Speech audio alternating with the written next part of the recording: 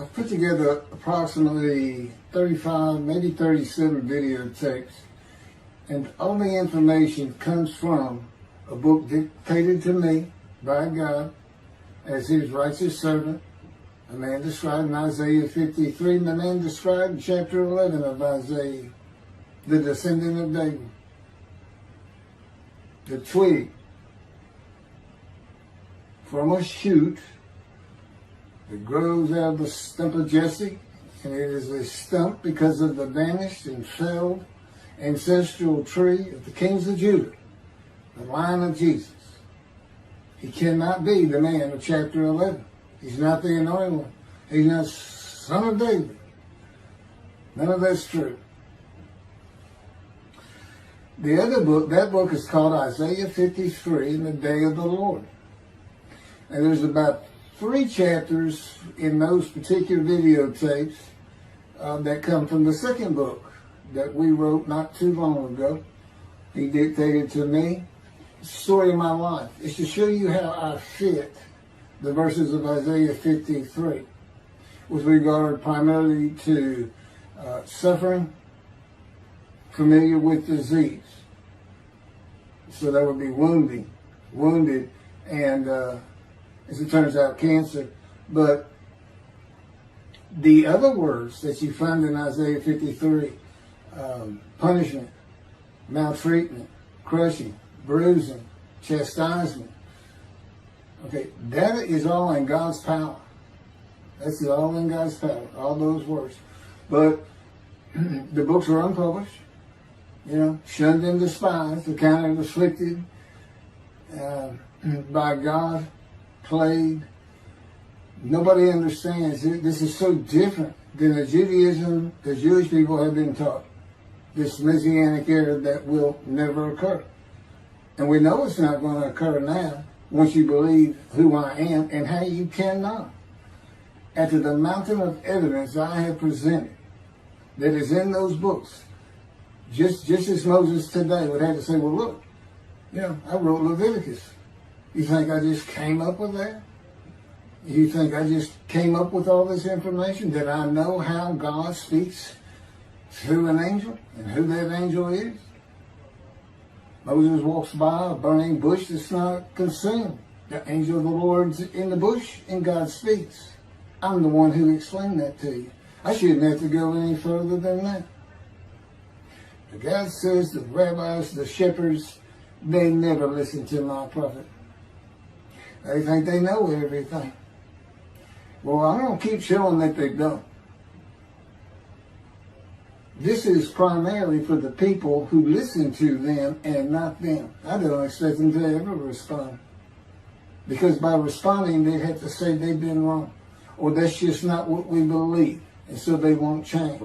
The bottom line is they make money on it. That's the bottom line. God had me watch a video of Toby Singer just for this one purpose I'm about to tell you. He said, watch him raise his hand. He raises his hand to do his hair or rub his nose or something, and it's this big, fat gold watch. And this is how you know this is a God of old. He said, look at that. Look at that. I said, well, he does dive. His skin dive, scuba dive. It might be a scuba watch. He said, that's no scuba watch. That's just a big, fat gold watch for everyone to see. And he makes his money on Isaiah 53. The guy said, at least that's how he really got going. I don't know. I know he has a radio show. But remember, I'm in the fire of refinement. Everything God does with me is to draw emotions, because I'm going to be emotionless once I get to Israel. For the most part. He'll let me feel what he wants me to feel. But nobody can get under my skin. You can't bother me. Even if I seem like I'm mad, it doesn't carry over to my insides. And I don't think about it any more than while I'm, as they would say today, on a rant, getting on somebody. But I bring his reckoning. I laugh. I tell him, you know what I am, don't you, guy? He said, I know you're a lot of things. I said, no. I'm the reckoning, and I am the wrath. That's what I am. He laughed. Holy Spirit laughed. I said, yeah. I said, you know, righteous servant, David the shepherd, Elijah, prophet like Moses. You know, I like wrath. What's his name? Wrath. What does he do? He brings a reckoning. But anyway, I'm going to go through these early years of mine before God spoke to me. It's chapters 1 through 6. Chapter 7 is God speaks to an atheist, and I've already videotaped that. Walking with God, and something on visions and visuals. So the first chapter, this is what he told me to write down birth and tragedy. I was born in Bryan College Station, Texas on February. This just in from the Holy Spirit, yes. Like you couldn't ask me before I started. Yes. Oh, this is only for the people who come to believe in me. I don't expect anybody who's been viewing these materials, and you know, nobody's really subscribing, a handful, to be believed. Again, I can't imagine. I don't know what you people want. I don't know who you think's going to come to do something different. How are you going to know who David is? I mean, according to Judaism, there is no description of him. How are you going to know who he is? All this being presented, and I know Jewish people have seen it, only 60% of the views are coming from the United States. Now, I don't know that means 40% is coming from Israel. Probably not. You got Canada, that's be a big follower on my WordPress site. And really just all the countries of the world at one time or another have looked at some of this information as I wrote my blog, and the blogs became chapters.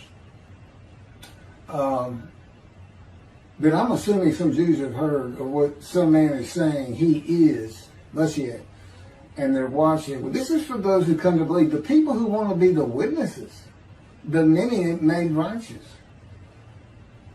By my knowledge, by the things I can tell you that God would have me say to you. So, you know, this might be bored to tears with others, but it does show suffering, pain, and emotional pain, my background, and just who I am. Not just some kook out here. You know, people say, well, he's hearing voices. Listen, as a lawyer, I ain't even did criminal law. I've seen some of these people who hear voices. I promise you. You know that's a person who should be hearing voices when you just see them and watch them for a couple of minutes. It's not me. Excuse me. Okay, I was born in Bryan College Station, Texas on February 21st, 1957. And that's interesting because that's the year the first satellite went up. Russia sent up Sputnik, which was really 3 different satellites, and altogether they were called Sputnik. That is considered the dawning of the age of the internet. Now, I've asked God, how did you select me? How did I be blessed with this and learning all these things with this crazy life that I've had? And but he won't answer me. He's gone poker. This poker guy, he's not going to talk. He's not going to change expressions or anything. Or me getting an impression that he is. And so I tried to come up with it on my own, and that is where I started. I said, because I know how important the internet is for this. It's the only way to get things worldwide, and all the teachings that have come through it. I didn't know, you know, I'm 63.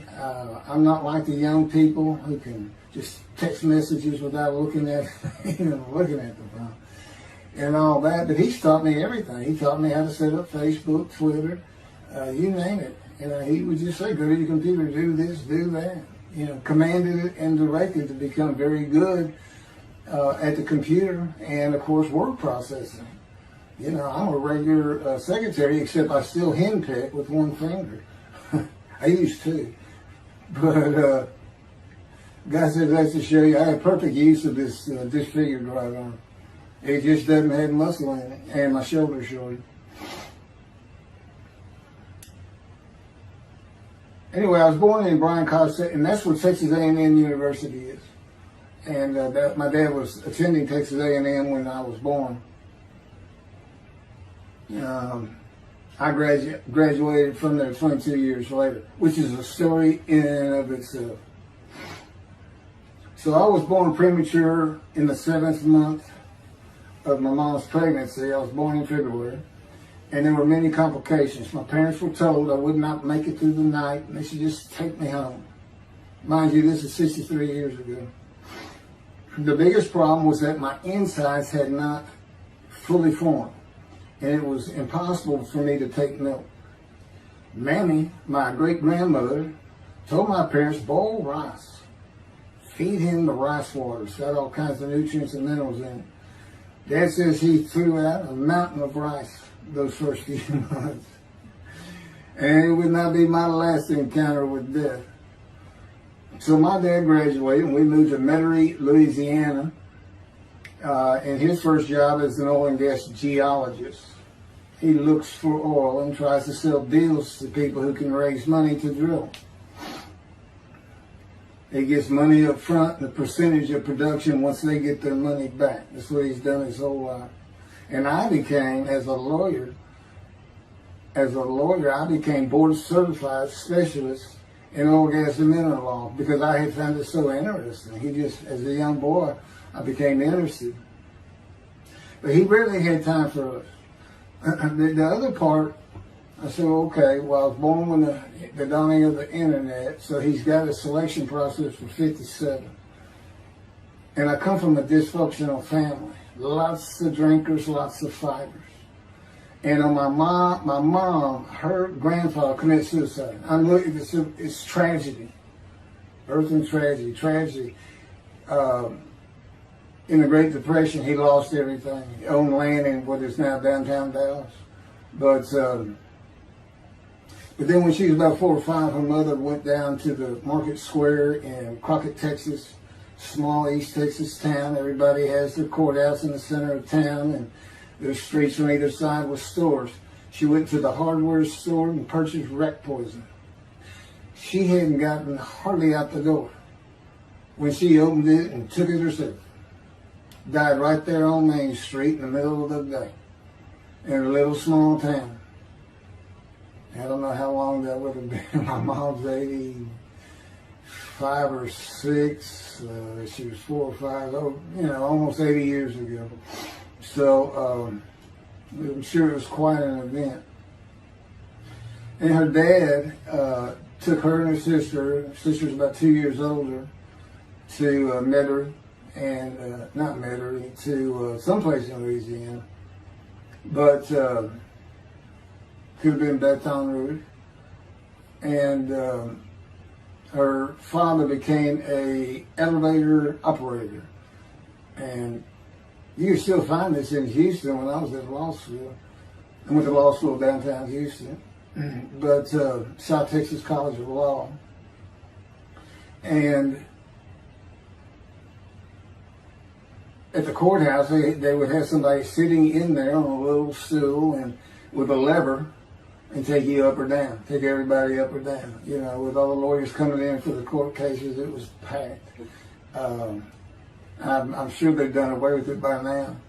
But that's what he did. And they found him one day or night. He had taken out a pistol, he shot himself in the head and killed himself. So now she had suicides on both sides of the family. And her father's brother took the 2 girls in. He actually adopted them. And when she was about 10 or so, I believe, she's with him out in some shack in East Texas. And, there's not even phone in this place.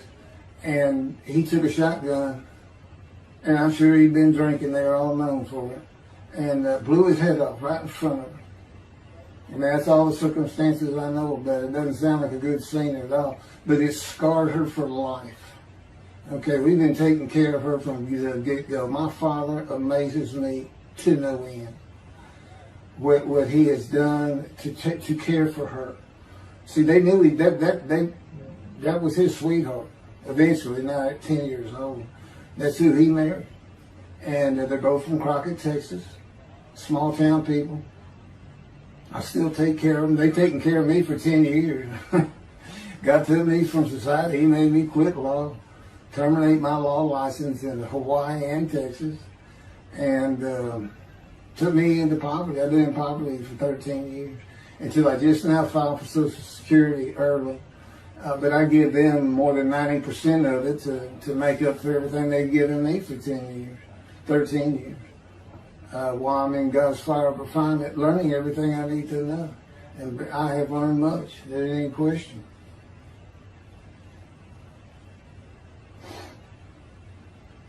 So anyway, there's 3 suicides.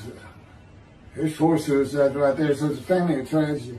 You know, it's a tragedy of losing your entire family in the Holocaust, and you're the only one left. It's not like that. Because God says, I just got things as close as I could. He says, I touched you in the womb to just free you, really for just one reason. Well, 2 reasons. One, it makes you identifiable.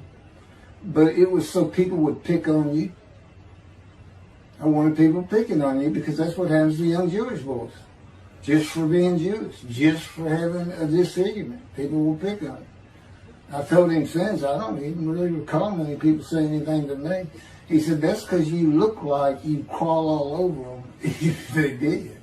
And I did. I was always just say something, anything. It's just the way I was just angry inside. And God's taken all that away. But I can still go on a good rant. But, and then my mother in the 60s, young people may not know this, but that's when, you know, the Woodstock and marijuana, LSD, everything started getting big. And at the same time, doctors were just handing out pills left and right. Valiums, painkillers, Percocets, you know, just asking for it. They were writing scripts. And I know today they put a lockdown on that, but she got heavy into it and drunk all the time. I'd have to come home from school and stay with her, and she became such a different animal, a different person when she drank. She became a little girl, you know, and having your mom act like that and slobbering, and, you know, going there to be Valium dripping out of her mouth with a bottle of booze by her. So it was an ugly scene. And so I came from a dysfunctional family, so I think God wanted that. And He's there with me from my first year to make sure that I live a life of suffering. He orchestrated many of my wounds. And He's taken me back in vision to see these things. And His visions, one thing you don't pick up in the Bible, when I say Bible, I'm talking about the Jewish Bible, the Hebrew Bible, that's not, unless I say otherwise.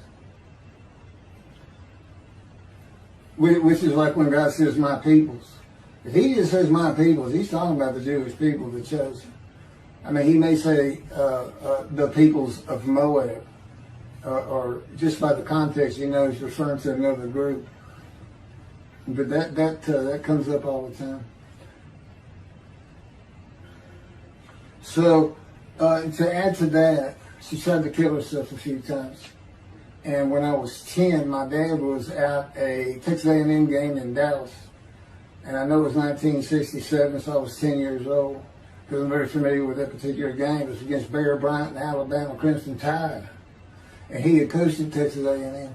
So, as you can tell, me and my dad are big Aggie fans and football fans. But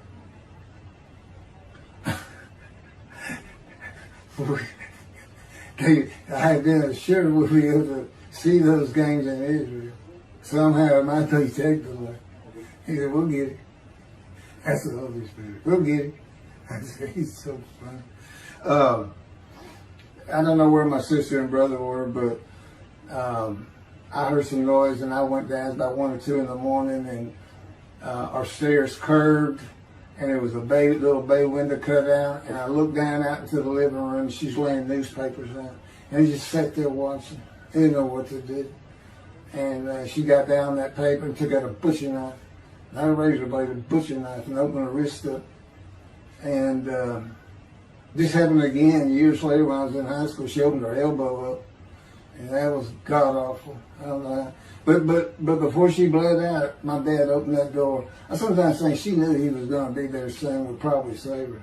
But it didn't look good, and I hated myself for not doing something. Maybe that's why I was so angry. Anyway, because I didn't do anything, I just sat there. I couldn't move. I don't know. I don't even know what I was really thinking, really. But I can't. What it did is it told me how much her uncle blowing his head off must have done to her. That must have really hit you. I had nightmares my whole life, but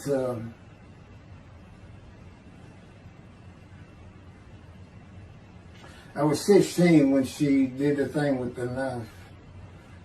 But you know what? My dad finally got her he got her the best psychiatric care in Houston, Texas, and that's big because we got a medical center that's renowned throughout the world.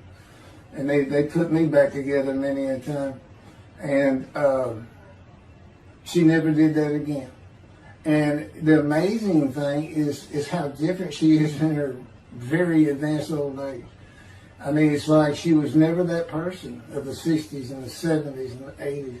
I don't know how my dad survived it. I'd have never stayed. I'd have taken the kids and said, try to find us. But he's not like that. I've never seen two people who love each other so much. It's crazy. But anyway, I was married for 20 years and we weren't like that at all. We're finally divorced for irreconcilable differences. Okay, my first major surgeries when I was 2 years old. My first surgery. Up above here, I have a scar.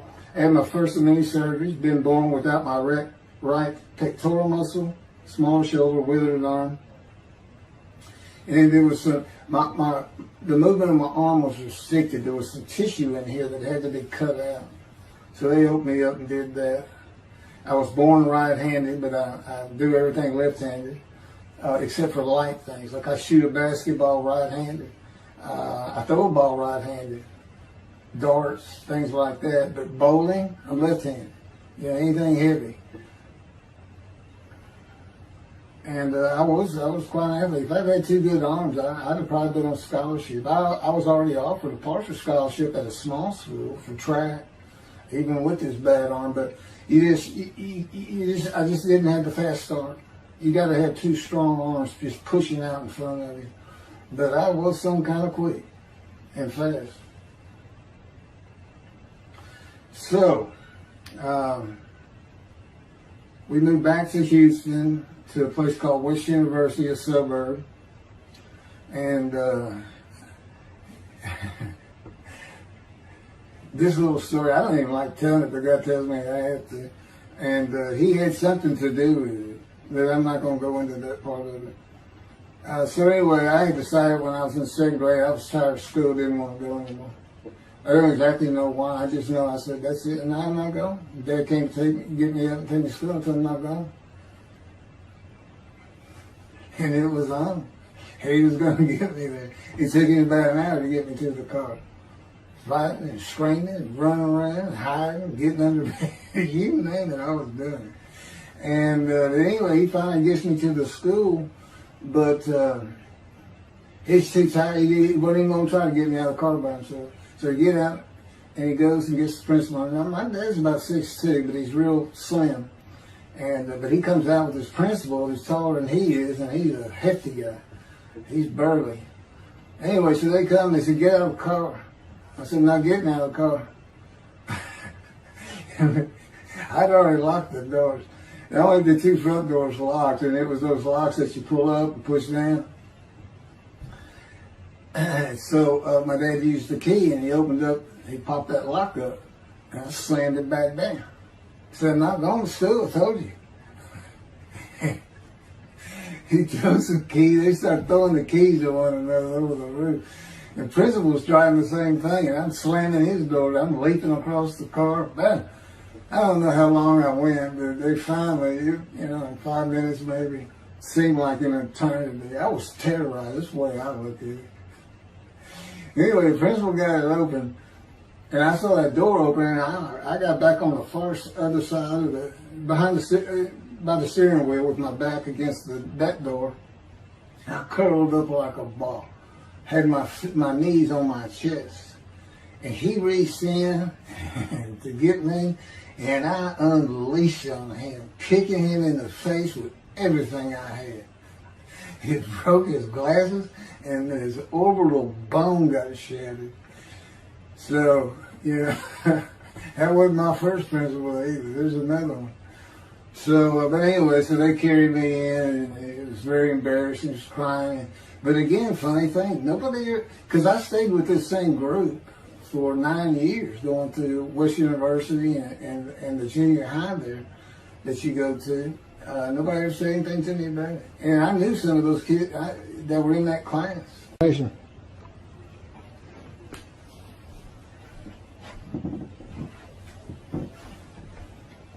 My camera only goes for half an hour. I can see on the screen that I have pointing towards me that when it runs out and I have to turn it off and turn it back on. But anyway, that ended my fight with my first principal.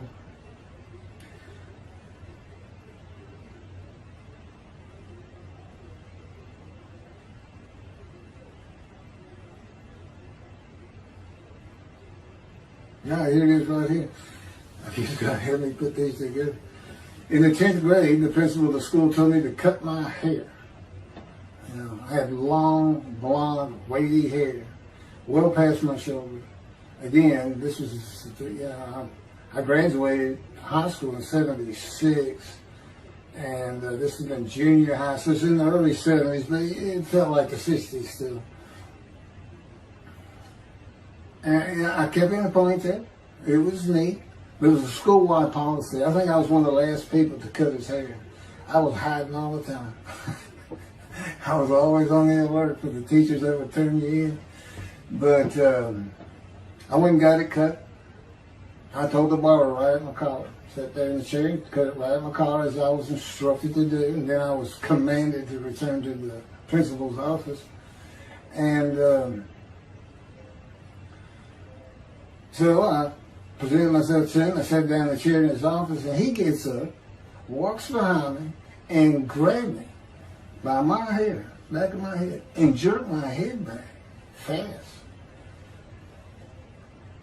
And said, "It's still over your collar." Now, I don't know if I did a backflip out of that thing. I can't really recall. But what I do recall is it took 3 people to get me off of him. And I was permanently expelled from school, which ended up me leaving home. It wasn't a runaway. I'm just out of here. I'm tired of everything and everybody. I ain't going to school ever again.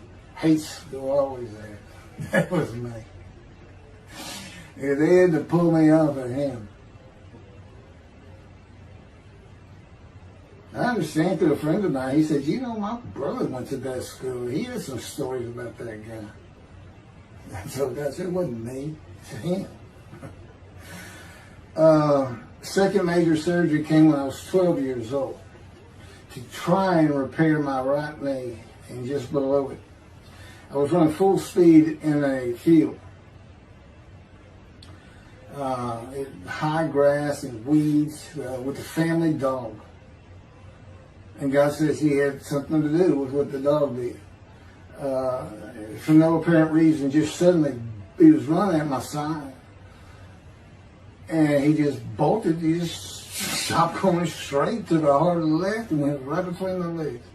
I go sailing in the air, and I came down on my knees, except my right knee came down on a broken Coke bottle, Coca-Cola.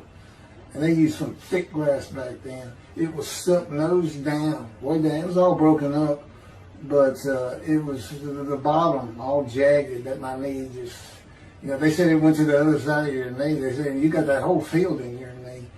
But when I got to the hospital, I sat there for a long time. The first doctor that came in and just told my mom, right in front of me, you know, I'm in the room, you know, he said, I can't repair that. It's not repairable.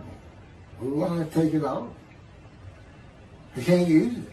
And I already knew that, because as I started screaming and yelling for my dad, he finally came back. This field was behind our house. There was a chain link fence, and then the field. And you know, my dad finally heard me. He got over. He saw the blood, and so all of a sudden he's scared to death. I'm going into shock, and he got me to put my arm around his neck, and he said, "Can you walk on it?" And I tried, and it just collapsed. It was useless. It was, you know, it was awful. And then I had to climb over that fence, and my mom was going crazy and screaming and crying.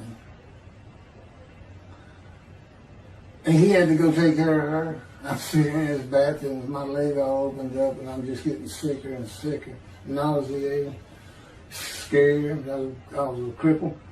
And but anyway, they get me down to the hospital.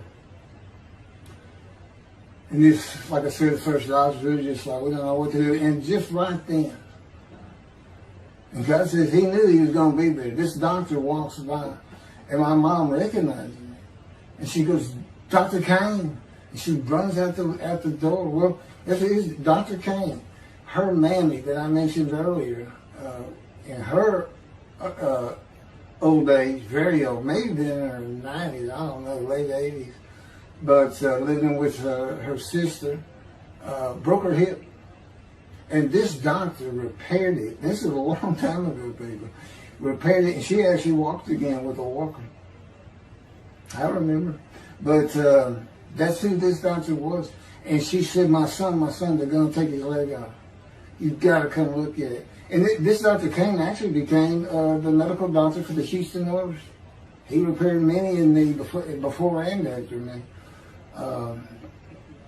I guess that's what he specialized in. But he was there at the hospital just to do rounds. He wasn't dressed for surgery or anything.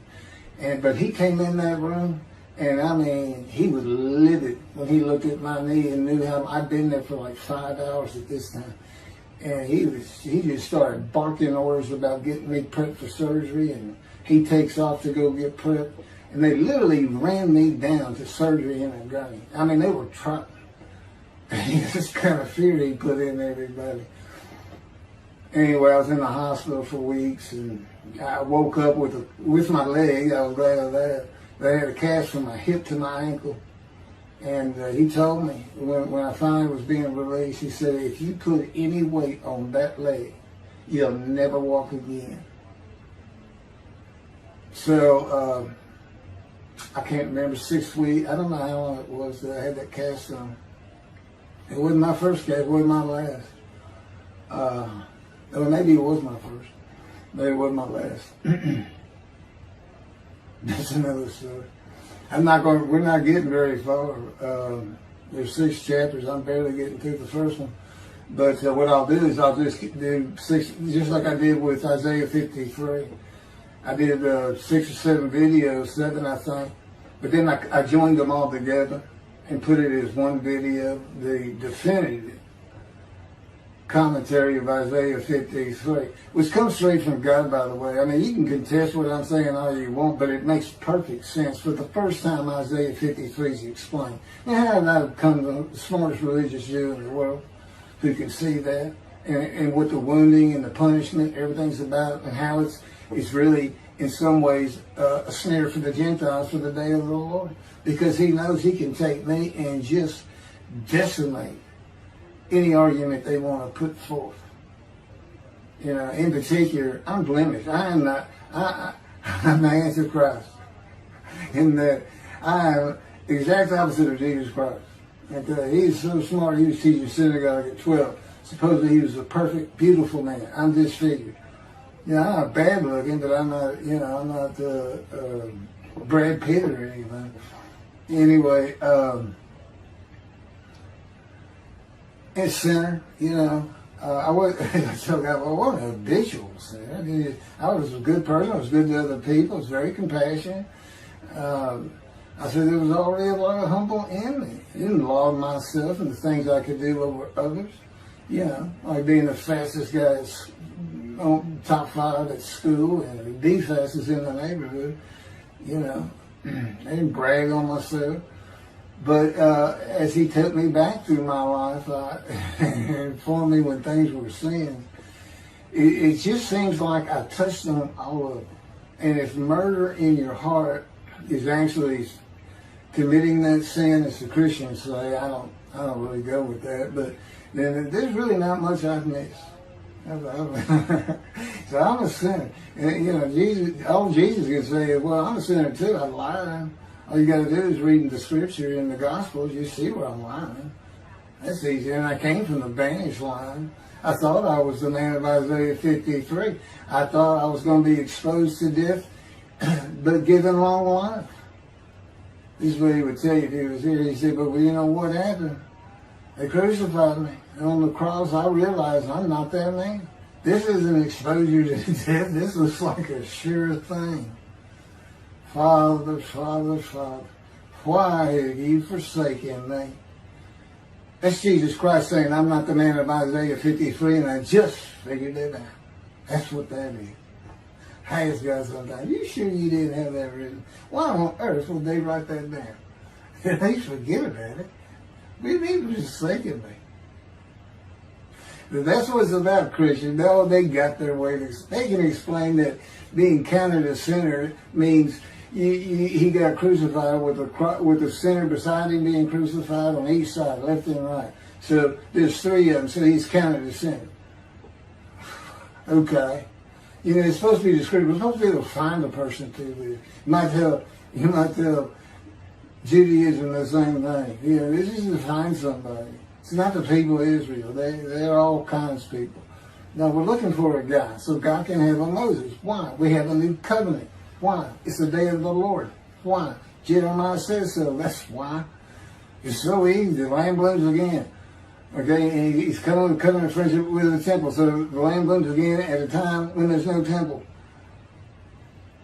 Jerusalem's going to be rebuilt. It's a metropolitan today. This is no Jerusalem of antiquity. The old city might be too big. And I'll make a new covenant with you. I'm going to forgive all your sins and remember them no more. That will cause Torah to be written on your heart. It's a metaphor. When did he do this before? Oh, that's right.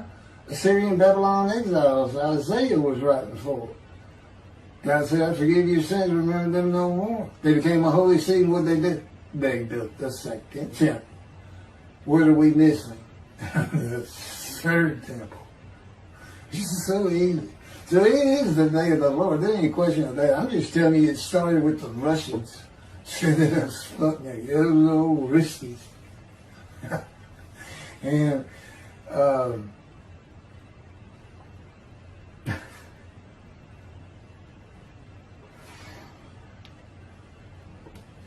he's bringing the covenant, but he's got to have a Moses. He said him send a prophet like Moses. So he's saying it's Joshua. No, it's not. God needs him today, the day of the Lord. And guess what? He gives us a description of him. He knows this is a time of secularism, reliance on science and medicine and doctors. And you got so many more people who the only book out there is not the Hebrew Bible. There's a lot more books in there. You know, there's all kinds of distractions, television, cell phones, computers. You know, back then, you know, you just sat around and said, what do you think God's doing? I don't know. Wish he'd send some rain. You know, it's just, I said it's easier to get them back then. But here it is. It's here. And God said, you see why I put shun and despise in there? Because for a while I said, God, you know, this is before we really got the books done and everything. I said, I'm just sitting in a room. I can't really tell anybody shun and despise in me. Counting me plagued, afflicted, and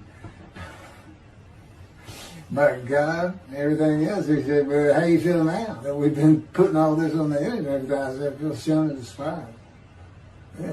I can tell they know. There's no question this hasn't gotten back to those two. I said, you keep attacking them like this, and I'll be certainly sure, just in case I'm wrong.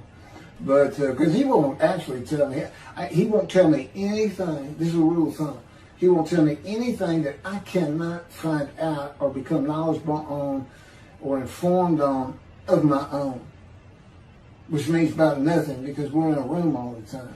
The adjunct of the Holy of Holies is what I call it. I live in the Holy. I'm like the priest who can, the only person who could go into the Holy of Holies was the high priest. And that's what I'm like. As a matter of fact, God had me write down, just as he had David write down, a new Psalm 151, where God said, and it's on a video, where God is speaking. Where the Lord came to me and God said, quote, and within that, he says that he declared me. We actually used the psalm where he declares it for David. He declared me an eternal priest in the order of Moshiach and King David, and and a rightful king, small k, and a rightful king. And he also declared, I'm the righteous servant. I mean, that's God talking. I mean, he's using it. When he dictated to me, it wasn't, to be written in my personality. That's him. That's him doing a new song. So, because he does that. Even in the writings, the person doing the writing, whatever prophet it was, or Moses, or David, if he wrote Samuel 2 and Kings 1 until he died. As I said, God says, just assume the central character is the one I had writing, because their lives change when I come to them, just like mine's changed. This is not anything I could have ever conceived or even bothered thinking of. I'd have never read the Bible my whole life if he hadn't told me, we're going to the bookstore and get you a Tanakh. That was 13 years ago. And my answer was, what's a Tanakh? I didn't know anything. And you look at all this knowledge. But this is it. This is the only power he's going to use in creation. He's not going to perform miracles. He's not going to have me perform miracles. And he's not. He said, the only power I'm going to use is on you. What I can get you to do. He said, I can take a Gentile Texan and take him to Israel and get my temple built. Okay. He said, because that's what you say to God all the time. Okay.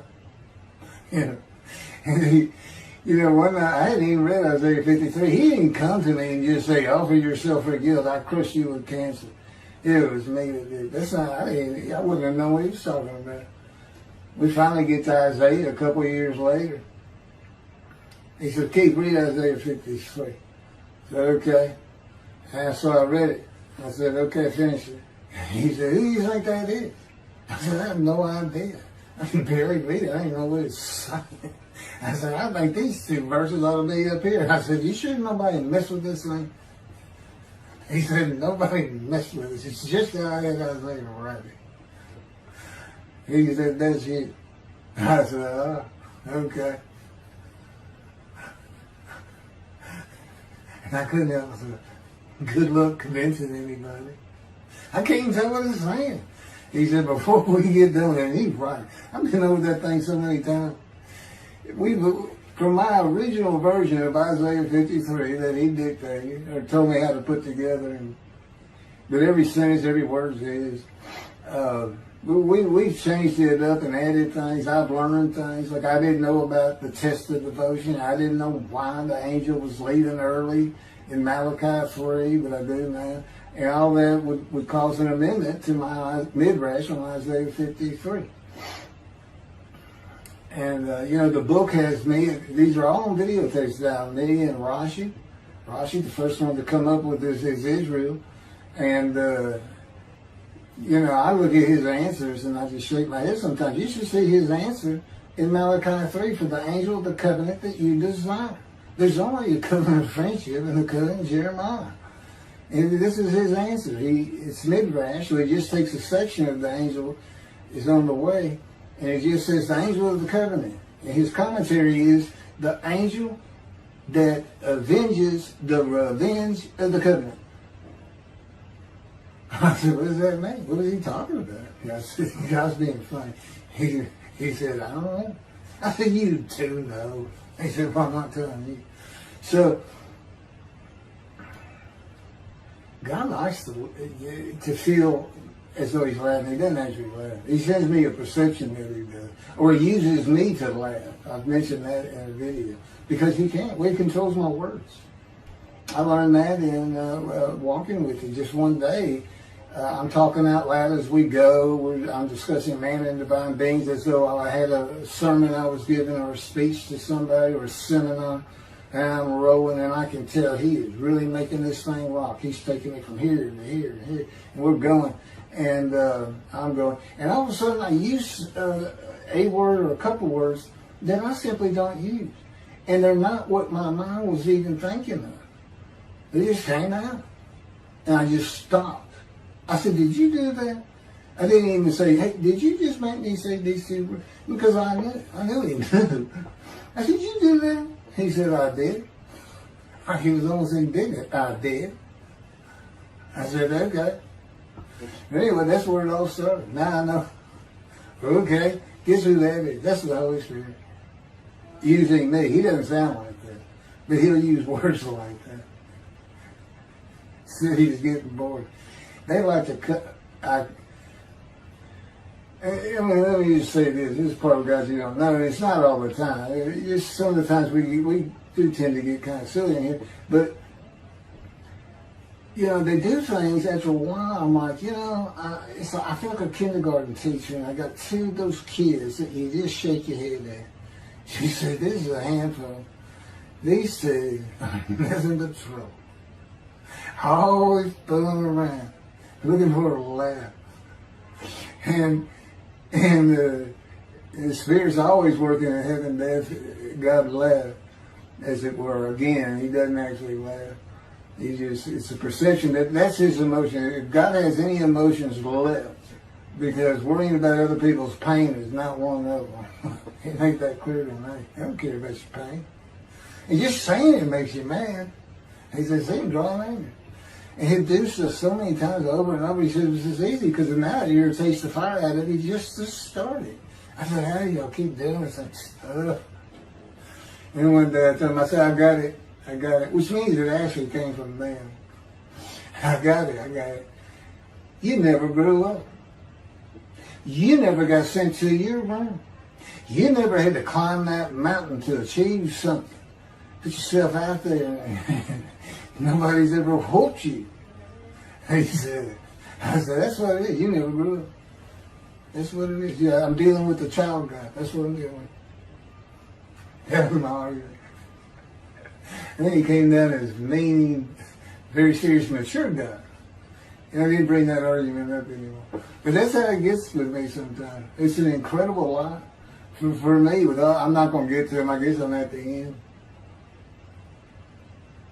I'm getting close to when I got shot. I thought that was a new chapter. Oh, it's not. Well, I'm going to put it, this is getting long. Anything over half an hour, we try to stop. Now, my Isaiah 53 is 5 hours. But, you have to watch it all at one time, of course. He doesn't hardly let me watch it. Yeah, I don't even watch them before they get posted. He says, no, you watch it later. Because it comes on my TV that he got me. And I didn't know at the time it was going to be, that he was serious about doing videos. And I certainly didn't know about making it a backdrop. He decides everything. He tells me when to eat, when to get up. I don't sleep hardly at all, 2 or 3 hours a night, and sometimes less, and take a half hour nap sometimes. But I found out I feel fresh. I don't need that much sleep. He said, well, you're not really doing anything. Why do you need a lot of sleep? And see, that used to make me mad. Now I just laugh at it. Thank you very much for listening. I'll pick this back up on another video, and eventually I'll put these first 6 chapters, just like I did Isaiah 53, because it's a book that he dictated to me. I can't get it published. I'm going to put it on YouTube. That's why I'm reading it. And as I said, if you don't want to listen to it, don't listen to it. But the information that's in these books and in those videos is, that's my proof. And quite frankly, God says, if that's not enough for them, well, that's just too bad. Utter destruction is what they end up getting. They better learn how to listen to the prophet. See, it's no different than the people back then. You'll say, well, why didn't they listen to Isaiah? Why didn't they listen to Ezekiel? Why didn't they? They laughed at Ezekiel. That's what Rashi says in his commentary. I didn't know it was laughing at him, but they just ignored him. Everybody thinks they know it. But in any event, I do know there's one chapter we haven't put in there, and that is recognizing a prophet in a time. It says Moses vouched for Joshua, so he didn't have to be tested. Now, the problem with all that is, and I think why God hadn't had to put it on video, is that they're looking for a seer, somebody who can see the future. But see, that's antiquity. I mean, that's not what you're looking for today. Moses wasn't a seer. And none of the prophets were seers. They just wrote down what God told them to write down. God's the prophet. Is the one making prophecy. And what he does, he doesn't actually just, quote, see the future. He walks it through. He says, okay, right here is when they're going to send up a satellite. This is where humanity will be at that time. He can walk it through in his mind. As I mentioned, his eyes, he doesn't have them. It's just his absolute knowledge of all things. He can form a picture of this brain. Me, it's in here. He knows every atom of my body. And he just, it's like he does a vision for himself, a visualization. It's what I call when they put pictures in my mind. He says, and he puts it into the spirit's mind. And they're both within me. You know, the big cloud that just came down. If you're sitting in a room with me, it envelops you. But it engulfs me, it goes through me. My little spirit cloud becomes part of the big cloud. That's why God is in his spirit. Here's the elements of spirit, here's the elements of God's presence, his mind. Two clouds, they just come together, they can be together. Okay, but God's still one. He created the other cloud. And then in this room, filled with them, my little spirit is like a little cloud that just came in and part of it. That's who I am. That's the man in divine things. Okay? No, it's like nobody's really expecting it. Well, maybe it's because you didn't know these things. And now they want, I get the feeling shunned. Shunned means I'm not looking at that. It sounds like a kook. We by faith, by the fundamental principles of Rambam from the talent, from his diagnosis of the talent. Why don't you do your own? Why don't you throw the talent out and learn some new stuff? Why don't you get out of antiquity? Every religion has an end times like that. Every religion ends up with utopia for its people. Everybody. Well, don't be like everybody. You're the Jews. Throw it out. Let's get practical. Let's have God in our midst again, in a man like he was in Moses. Let's point at him and tell the Christians that is the man of Isaiah 53. Here's what it's about. God says he's coming back. He told us, we're not waiting on him like you. And he said when he was coming back, he false prophesied 5 times. He ain't coming back. He wasn't who he thought he was. He told us on the cross. I'm not the man of Isaiah 53. He tells us. Well, that's what he doing. Father, why'd you forsake me? I'm about to die. What do you think he's talking about? What do you think he's thinking about? You're not supposed to die. He thinks he's the man of Isaiah 53. So do they. It's mind-boggling because I'm the man. And there's nothing about me that says Jesus Christ. Nothing. You should hear me cuss God. I cussed him trying to die. I begged for death 1,000 times. He said, it's not been 1,000 times. I said, it's been hundreds. He said, well, that's true. You have cursed me more than any man in the history of mankind. And he said, and you did it face to face. And I said, you shouldn't make me so mad. He laughs, y'all. He laughs. When I'm cussing him, he makes him laugh. And oh, you're kidding. That's story. He gave me his perspective. This is what he did. He said, kid, imagine you created ants. And ants are living beings. In other words, they can think and they have emotion. Okay, you get a great big ant farm over here in your room. Okay, you decide you're going to get one ant to get all the other ants to do stuff. But you got to get him ready. And you get him ready the way I'm getting you ready. Now, he's mad at you. Right? I said, yes. Yes. And he said, now, imagine, I'm always laying in this bed. I got a big table. It's got a microwave on. I put my computer on. I got a big fan I like to have on. And he said, look over at that table. Now imagine that ant got loose.